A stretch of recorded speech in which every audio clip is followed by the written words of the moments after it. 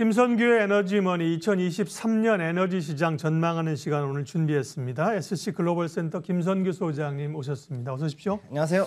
2023년 에너지 시장 대전망인데요. 타이틀이 대전망하기에는 시간이 좀 제한적이어서 하는 데까지 하고 새해 또 섹터별로나 보도록 하겠습니다. 국제유가부터 올해 정말 유가는 드라마틱한 한 해였습니다. 내년 전망은 어떻습니까? 일단 지금 현재 그 WTI가 80불 근처까지 지금 와 있지 않습니까? 네. 그러니까 여기에서 조금 더 올라갈 수도 있다 아니다를 지금 얘기를 하고 있는데, 일단 그 지난주에 스탠다드 앤 푸어에서 그 이 데니얼 에긴 부회장이 뭐라고 했냐면은 원유와 가스에 대해서 현재 시설 투자가 저조하기 때문에 여기에 대한 수요 변동성이 상당히 취약하다.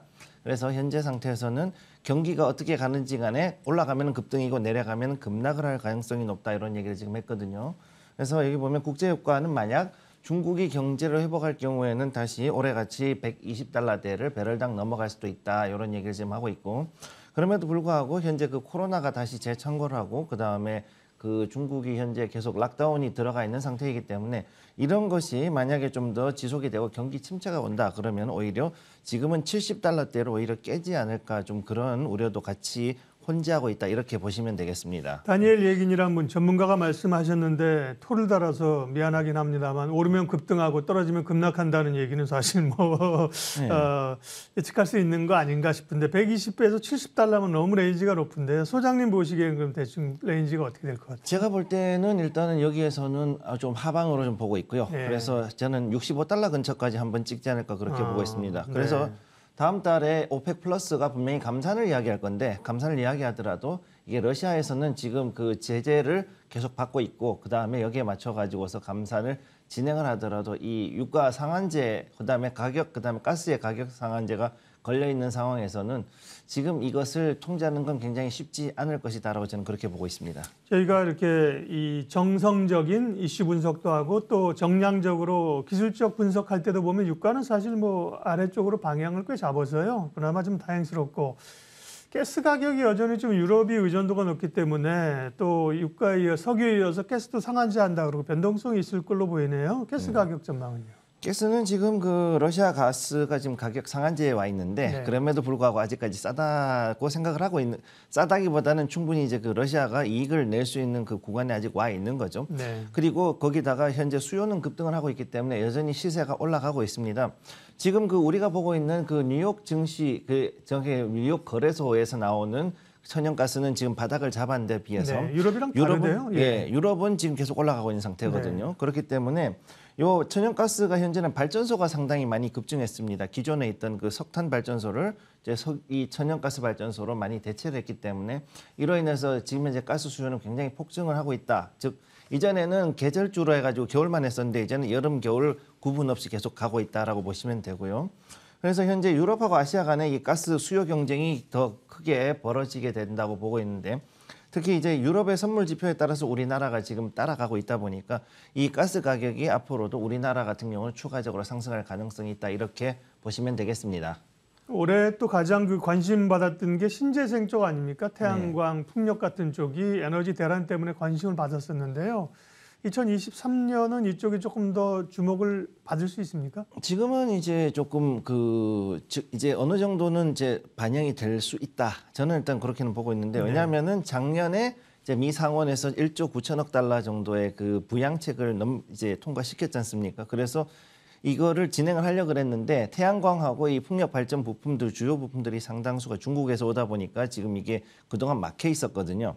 그런데 여기에 대해 가지고서 이거를 자국 조달하려는 움직임들이 앞으로 이제 커지고 있고, 이제 뭐 여기에 나오는 퍼스트 솔라라든가 뭐 여러 가지 회사들이 지금 이제 거기에 대해서 공장 증설을 어느 정도 이제 마무리를 해놓은 상태이고, 그 다음에 또 이제 이 와중에도 그래도 중국이 조금씩 이제 수출을 좀 하고 있습니다, 미국 쪽으로. 그래서 여기로 이제 가고 있기 때문에 아무튼 천천히 진행은 되고 있는 건 맞아요. 그런데 미국 내에서는 이 재생에너지 쪽으로 전환을 하려 그러면은 이제 두 가지 관문이 있는데, 첫째는 석탄 그 발전을 많이 이제 줄이는 거고, 두 번째는 뭐냐 하면은 여기에 맞춰서 재생에너지 쪽으로 전환으로 이제 그만큼 시설을 많이 해야 되는데, 현재 여기에서 우리가 봐야 될 거는 재생에너지 전환 쪽에 상당히 많은 시간이 앞으로 좀 더 소요가 될 것이라고 보니까 아무래도 이번에 간다 그러면 2023년도 하반기부터 상당히 좀 상승을 하지 않을까, 이렇게 보고 있습니다.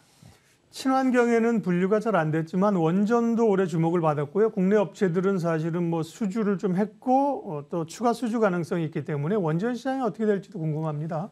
지금 일단 그 원전 시장은 우선 그동안 탈원전 해가지고 상당히 그 많은 부품 업체들이랑 그다음에 소재 업체들이 좀 많이 고생을 했지 않습니까? 네, 그렇죠. 그러니까 그 부분들을 이제 회복시키는 거에 주력을 해가지고 첫째로는 이제 원전의 수명 연장을 이제 정책적으로 좀 더 들어가고 그다음에 여기에 맞춰서 원전 관련된 업체들에 대한 부양책이 좀 더 기대감이 이제 있다. 저는 일단 그렇게 보고 있습니다. 그래서 유지 보수 계약이 조금 더 많이 늘어나고 그다음에 수명 연장안이 좀 더 늘어나면은 이런 그 부품 업체들이 좀 더 살아나지 않을까 이렇게 보고 있고요. 그다음에 현재 폴란드의 신규 민간 원전 사업하고 그다음에 체코 쪽의 원전 수주에 대해서 앞으로 기대감이 조금 더 커질 것으로 보입니다. 그래서 아마 이번에는 그 상승세를 타다가 그다음에 이제 하반기에 되면 어느 정도 이 실제적인 어느 정도 그 국가 간의 IGA 같은 어느 정도 좀 성과가 있는 그런 그 답이 나오지 않을까 이렇게 보고 있고요. 그리고 지금 현재 가장 큰 문제가 이제 SMR인데 SMR 개발을 하는데 연료가 가장 걸림돌이었습니다. 그래서 우크라이나하고 전쟁이 어떻게 될 것이냐가 가장 큰 이 우려가 되고 있는데 조만간 제가 봤을 때는 아마 이 여기에 대한 답이 어느 정도 나올 것이고 따라서 우크라이나와의 전쟁의 종결이 바로 이제 원전이 뜨는 그 시점이 될 것이다라고 저는 그렇게 보고 있습니다. 네. 수소는 올해 뭐 굉장히 존재감 없다가 하반기 연말에 수소에 대한 기대감이 좀 높아졌고요. 네. 10년 전에 뭐 전기차 2차 전지를 보는 것 같다 이런 생각 이런 얘기를 하시는 분도 있더군요. 소장님 생각은요?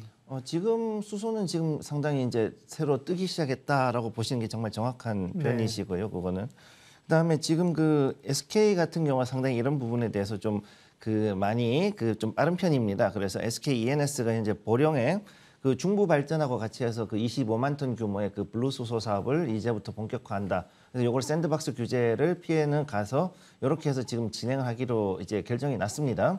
그래서 현재 여기에 그 보령에 있는 LNG 터미널 근처에다 요거를 설치를 하는데 여기에서 이제 나오는 그 부생 수소 이외에도 블루 수소로 해가지고서는 어느 정도는 좀 친환경적으로 수소를 생산해서 20만 톤 정도는 우선은 그 기존에 있던 여러 수소 발전소가 있는데 그쪽으로 집어넣고 5만 톤은 수소 차량용 충전소에다가 이제 거기다가 집어넣으려고 하고 있습니다. 그래서 이 이산화탄소하고 수소 액화에다가 앞으로 이 LNG 터미널에 있는 시설 중에서 그 냉열 시스템을 그걸 좀 더 땡겨와 가지고 상당히 그 친환경적으로 좀 생산하려고 그러고 있고요. 그다음에 거기에 또 맞춰서 또 다른 업체 중에 현대중공업 같은 경우가 이제 1.5메가와트급의 LNG 수소하고 혼소, 그러니까 LNG하고 수소를 같이 해가지고서는 이제 그 사용하는 연소시키는 그런 엔진을 현재 개발했습니다.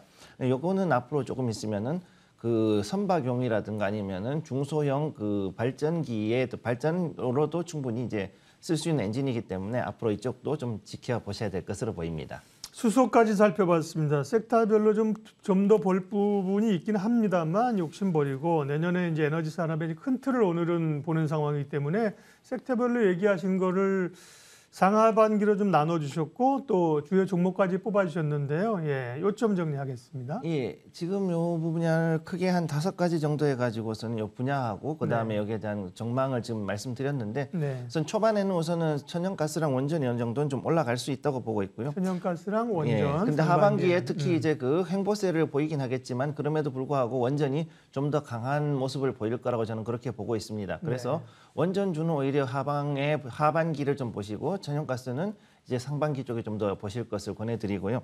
지금 이 에너지 분야가 지금 굉장히 각축전을 벌이고 있는데 이 화석 연료를 어떻게 누가 과연 이제 대체를 할 것인가에 대해서 굉장히 큰 그 지금 춘추 전국 시대에 갔다라고 보시면은 되는데 단 이제 여기서 조심해야 될 거는 수소 분야 같은 경우는 아직까지는 법규가 완전히 정리가 되지 않았기 때문에 이 법규가 완전히 잡힐 때까지는 조금 관망을 하고 접근하실 것을 우선 권해드리겠고요.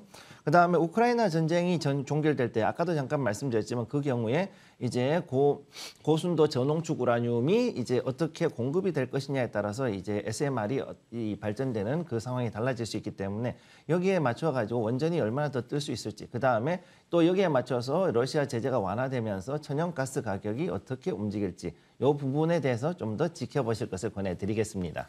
올해 원자재 ETF 같은 거 상반기 투자하시는 분은 큰 수익을 받다가 이제 하반기 가면서 어려워졌고 또 미국은 지금 원자재 ETF 이런 거 세금 물린다 그랬고 투자는 그러면 ETF 쪽이 좋습니까? 개별 종목 쪽이 좋을까요, 내년에는? 지금은 이제는 그 ETF보다는 약간은 이제 그 기업을 찾아서. 기업을 찾아가는 네. 그런 단계로 가야 된다고 보고 있고요. 왜냐하면은 지금까지 내가 기업으로 가기에는 너무 그 변동성이 많았었거든요. 그래서 원자재로 갔었는데 이제는 거기에 있던 자금들이 다시 어느 정도는 개별 종목 쪽으로 약간 더 집중되지 않을까 저는 일단 그렇게 보고 있습니다. 네. 내년 에너지 시장 전망했습니다. 올해와 마찬가지로 내년에도 에너지 시장이 굉장히 큰 이슈가 되겠죠. 굵직한 이슈들과 전략은 새해에 또 살펴보도록 하죠. SC 글로벌 센터 김선규 소장님 함께했습니다. 고맙습니다. 고맙습니다.